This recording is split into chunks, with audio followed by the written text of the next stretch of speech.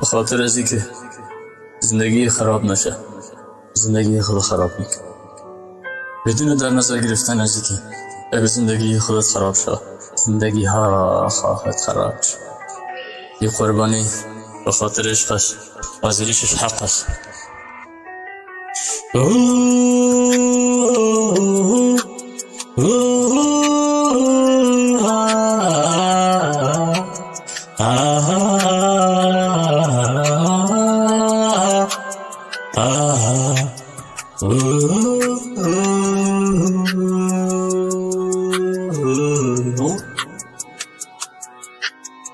اگر آن دم که دیدم تو را دل نمه بستم برای خوش نمایی تو، عاشق خود نشدم و آن روز نمه کردم جان فدای تو. باخته بود و مرچی بود آن دم که دیدم تو را گفتم این قربانی برای عشق و عاشقان از سابقه ها سابقه دارتر از دهی دنیای بے وفا.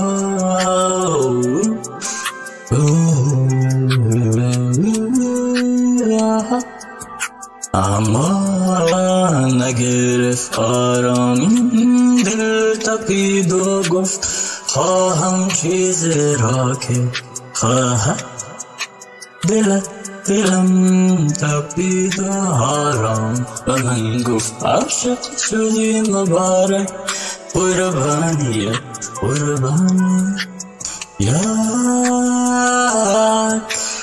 آرامش رسید و بلند شد موی بدن چی خواهش کرد از من هم دل که عاشقان را قربانی دهد این دل این جسم قربانی ها خاطر ارزش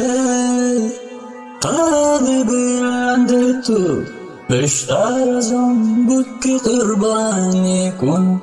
زندگانی های دیگر وجود.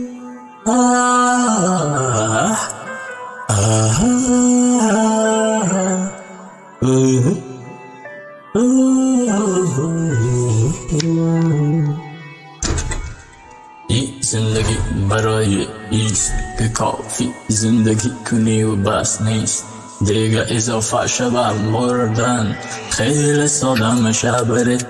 100 سال زیست چی 1000 سال زیست آرزو همیست عاشقی یو دنیا بے وفاییست.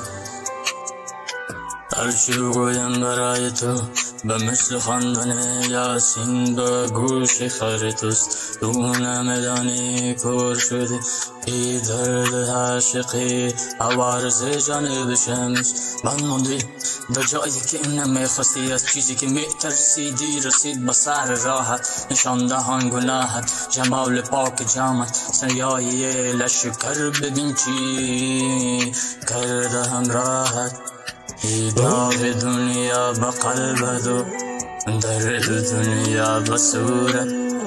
تو در فریاد میزنی از هر دردی که کشیدی ناله ها گریه ها بس دیگه یا خدا بگو الحمدلله که عاشق استی و نکردی گناه عشق ثواب عاشقان را خدا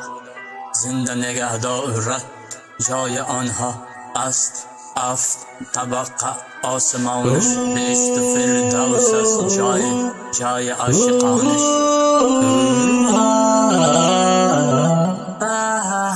Oh